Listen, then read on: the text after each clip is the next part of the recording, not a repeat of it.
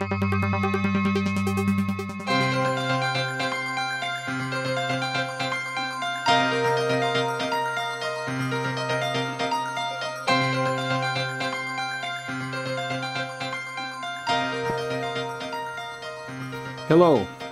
I'm here today to tell you about a new initiative that we're developing at CPAC, the Christian Lobby for Israel, and Merkel, our Middle East Research Center, the 501c3 tax-deductible nonprofit organization that supports CPAC.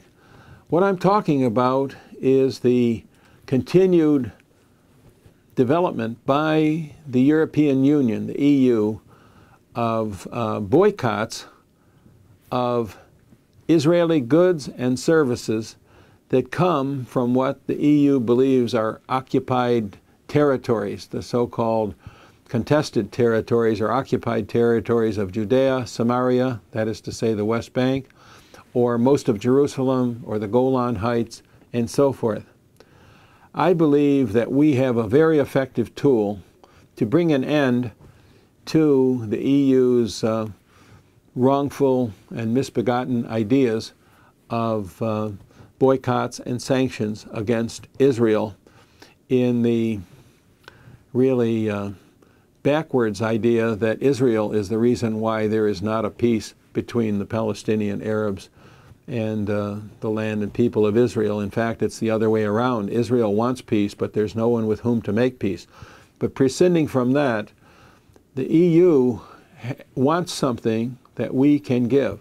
The EU very much wants a free trade agreement, a new comprehensive free trade agreement between the United States and the European Union.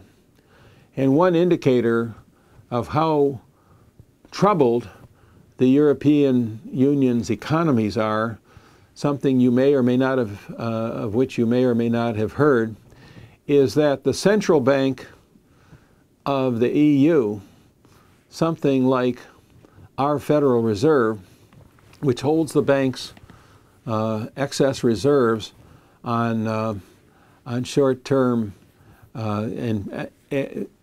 basis and pays them interest, now has flipped that so that the major banks of Europe, if they want to place their funds with the EU central bank, something like our Federal Reserve, they have to pay to have that central bank hold their excess reserves. In other words, they're not making interest, they're being charged for putting their funds in the custody of the EU central bank. I think this is just an indication of how troubled the EU economy is and how much they need a free trade agreement with the United States. So my basic proposal is that you and I go to our senators and representatives and say, yes, we're for free and fair trade between Europe and the United States, as in other areas of the world, as with our nations in the Western Hemisphere.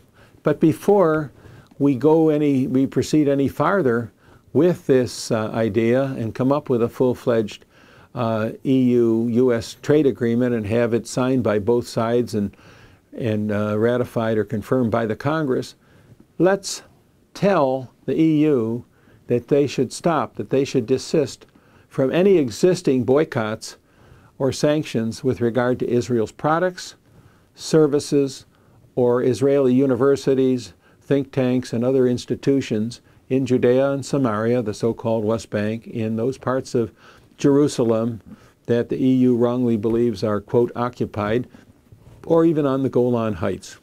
It's time to say to the EU, do you want fair trade? First, you have to give fair trade. It's wrong for you unilaterally to impose sanctions and boycotts against Israeli goods, services, and institutions in these areas. No one has said or has adjudged that Israel is wrong or that Israel really is an occupier of these areas, so you have no basis to do this, and it flies in the face of all principles of free trade.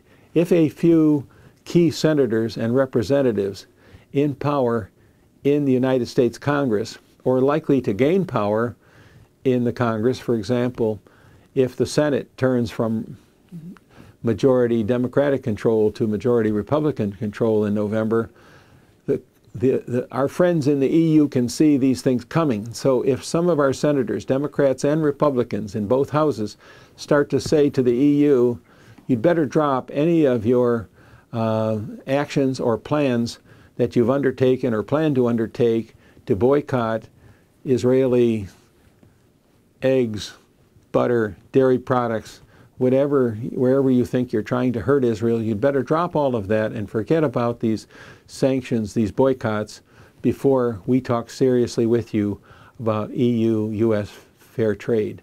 I think this innovative idea will go a long way to putting an end to Europe's pernicious anti-Israel behavior in this respect. Think about it, talk to your senators and representatives, and let's get it done. That's what I'm going to be doing. Thanks again. See you next week.